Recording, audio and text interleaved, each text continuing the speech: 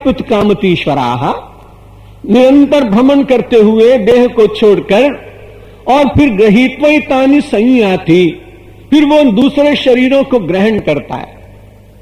और कैसे ग्रहण करता है? वायुर्गंधा निवासयात। बड़ा अच्छा भगवान श्री कृष्ण ने हम सब लोगों को बड़ा व्यावहारिक उदाहरण दिया। आप प्रातः काल घूमने गए थे हैंगिंग गार्डन में और बड़े प्रसन्न हो गए और अपने मित्र से कहा, यहां का माली बड़ा अच्छा है।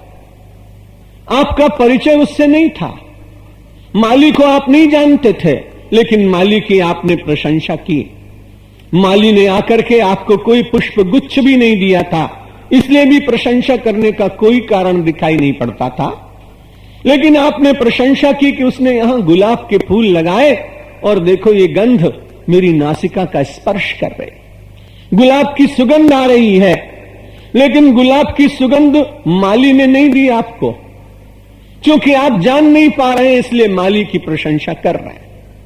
उस सुगंध को लाने में सबसे बड़ा कारण कौन सा है? यदि उस समय पवन का प्रवाह बंद होता तो आपको गुलाब की सुगंध नहीं मिल सकती थी। वायुर्गंधा निवासयात, जैसे वायु गंध को ले जाती है, और आप दूसरे बगीचे में गए और आपने देखा एक सुंदर सी लता और उस पर छोटे छोटे पुष्प, तुरंत आपने कहा आज चमेली में बड़ी महक आ रही है।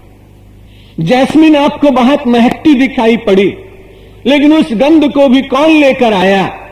वायु का छोटा सा न दिखने वाला झोंका।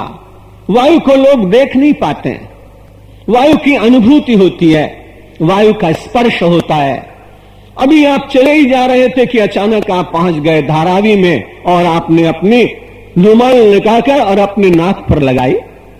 अभी तो आप हैंगिंग गार्डन में थे, गुलाब की सुगंध आ रही थी और आप पहुंच गए झुग्गी झोपड़ियों में। आपने रुमाल निकाली और अपने नाक में लगा ली। अपने मित्र से कहा बड़ी दुर्गंध आ रही है। दुर्गंध कौन लाया? वही पवन जिसने आपको सुगंध दी थी, वही पवन आपको दुर्गंध दे गया।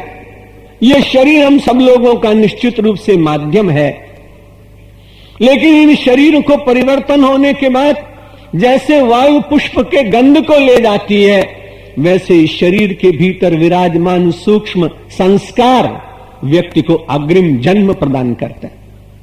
बड़ी वैज्ञानिक बात है, क्योंकि वायु भी दिखाई नहीं पड़ती है, अनुभूति में आती है।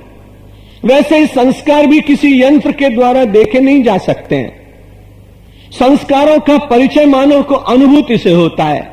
दो व्यक्ति सामने बैठे हैं, कैसे मालूम पड़ेगा कि एक व्यक्ति भला है और एक व्यक्ति बुरा है?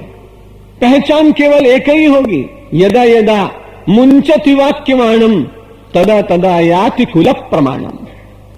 दो व्यक्ति बैठे हुए हैं, आपका कोई परिचय नहीं है, क्योंकि उसके मस्तक पर कोई ऐसा चिन्ह नहीं है कि मालूम पड़ जाए कि ये सदाचारी, और दूसरे के मस्तक पर कोई ऐसा प्रमाण नहीं है कि ये कदाचारी।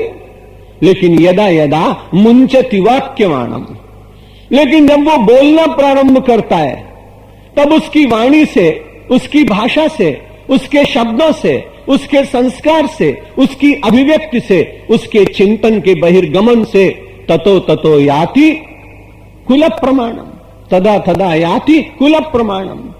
उस समय व्यक्ति को उसके कुल का प्रमाण ज्ञात हो जाता है। इसी तरह से अपना ये शरीर जब संसार से चला जाता है तो किसी से मत पूछिए कि हम कहां जा रहे हैं। ये तो आपका अंतःकरण स्वयं बता देगा कि आप कहां जा रहे हैं। आप अपने मारुति गाड़ी में बैठकर जब चलते हैं तो आपको पता होता है कि आप स्टीयरिंग घुमा रहे हैं और किधर घुमाकर कहां ले जा रहे हैं, यह आपको ज्ञात होता है। आपके साथ बैठे हुए मित्रों को भी आप बता देते हैं कि अमुक स्थान पर हम चल रहे हैं, इसलिए उन दो चार मित्रों को भी ज्ञात हो जाता है। आध्यात्मिक यात्रा की ये कठिनाई, आप किसी को ये बता नहीं पाएंगे कि आप कहां जा रहे हैं, लेकिन आपका अंतःकरण निश्चित रूप से आपको बता देगा कि आपका कहां प्रस्थान होने के बाद फिर से आगमन कहां होने वाला है। छिपा लें आप, एक अलग बात है, लेकिन आपका मन बार बार कहता है, क्योंकि यदि आपने धर्मानुगो गच्छति जीव ये कहा, धर्म का आचरण किया है तो निश्चित बात है कि आपको ज्ञात होगा कि वो धर्म मेरी सहायता करेगा। पुत्र मित्र कलत्र धन ये मानव के पुनरागमन में सहायक नहीं है, व्यक्ति का अपना आचरण ही सहायक है।